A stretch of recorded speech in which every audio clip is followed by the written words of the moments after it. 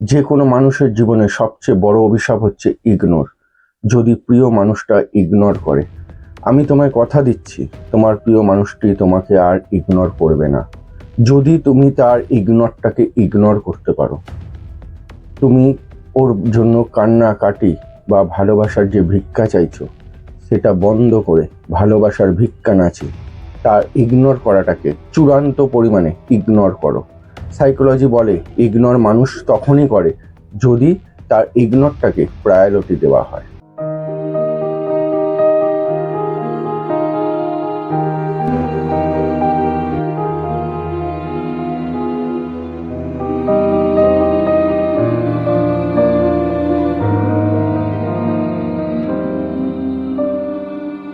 নমস্কার, জয় মা তারা, জয় গুরু বামদেব।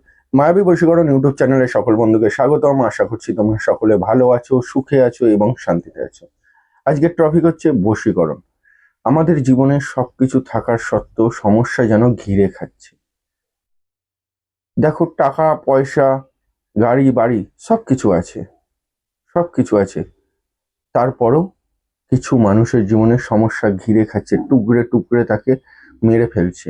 কি সমস্যা? একদম ভালোবাসার সমস্যা।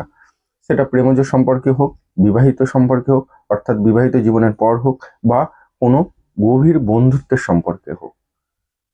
যে সম্পর্কটা কোনোদিন ভাঙার ছিল না, বিশ্বাস করা যায় না যে সম্পর্কটা কোনোদিন ভেঙে যাবে, দুজনের মধ্যে একটা প্রচন্ড পরিমাণে তিক্ততা সৃষ্টি হবে, সেই সম্পর্কটা আজকে সেই জায়গাতেই পরিণত হয়েছে। সেই তিক্ততা, সেই ভেঙে গেল সম্পর্কটা।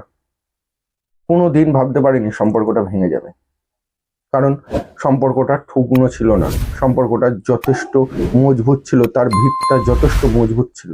কিন্তু কোনো এক অজানা ভূমিকম্প এসে পুরো নাড়িয়ে দিয়ে চলে গেল, ভিতটা পুরো নষ্ট করে দিল। আজকে সে কি করছে? আমাকে ইগনোর করছে, সহ্য করতে পারছে না, প্রায়োরিটি দিচ্ছে না, কথা বলছে না, ব্লক করে রেখে দিচ্ছে। চোখের সামনে অন্য কারোর সাথে ঘুরছে, অন্য কারোর সাথে মেলামেশা করছে। অনেক সম্পর্ক, অনেক সম্পর্ক, হাজারো হাজারো সম্পর্ক এরকম দেখছি। বিবাহিত জীবনের পরে তো দেখছি, এবং প্রেমজ জীবনেও দেখছি। আমি থাকাকালীন অন্য কারোর সাথে সম্পর্ক রেখে দিয়েছে দীর্ঘদিন ধরে, আমি জানতে পারিনি। আস্তে আস্তে করে সেই সম্পর্কটা ডিপ জায়গায় পরিণত হচ্ছে, আর আমাকে ইগনোর করা শুরু করছে। সেই ইগনোর নিয়েই আমি তোমাদের কাছে কথা বলবো। ইগনোর একটা সাইকোলজি, ঠিক আছে? তাকে কোনোদিনই পাত্তা দিও না।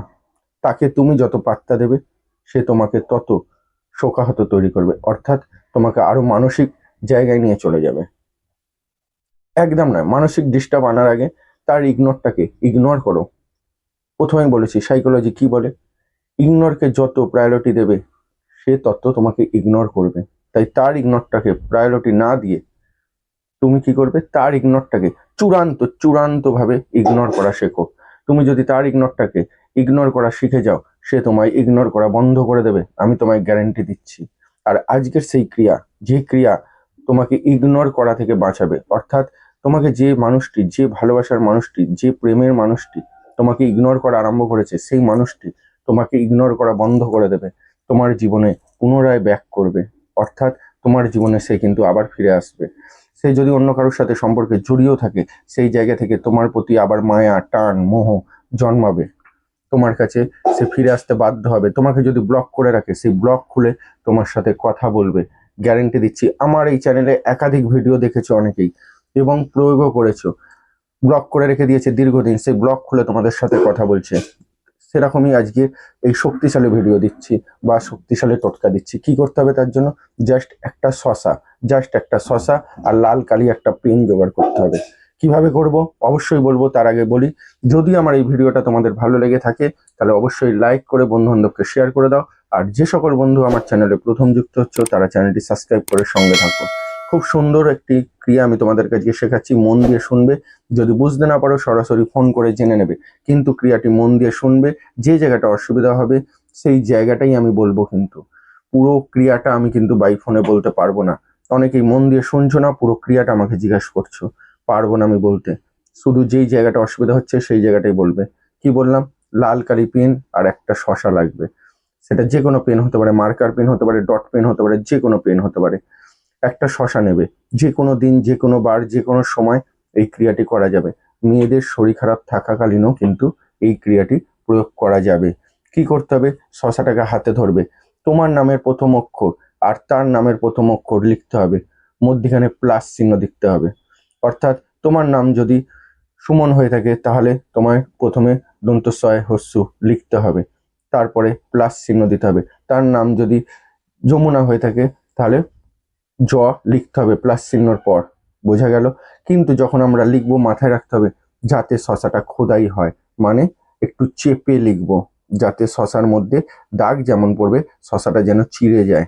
প্রথম অক্ষরগুলো খালি লিখতে হবে। তোমার নামের প্রথম অক্ষর লেখার পর প্লাস চিহ্ন, তার নামে প্রথম অক্ষর তারপর লিখবে। লিখে কি করবে? শশাটা তোমার বাড়ির যে কোনো স্থানে গিয়ে পুঁতে দাও। সে তোমায় ইগনোর করা বন্ধ করবে, গ্যারেন্টি দিতে পারি। সে তোমার সাথে আবার মেলামেশা শুরু করবে, তোমার জীবনে সে আবার পুনরায় ফিরে আসবে। কার জীবনে কি কত তাড়াতাড়ি ফিরে এলো তোমার ভালোবাসার মানুষটি? অবশ্যই কমেন্ট বক্সে জানিও, জানাতে কিন্তু ভুলো না। আর যদি বুঝতে অসুবিধা হয় কি বললাম সরাসরি ফোন করে জেনে নিও। চলো দেখা হবে আবার নেক্সট ভিডিও, ততক্ষণে ভালো থেকো, সুখে থেকো। জয় মা তারা, জয় গুরু বামদেব।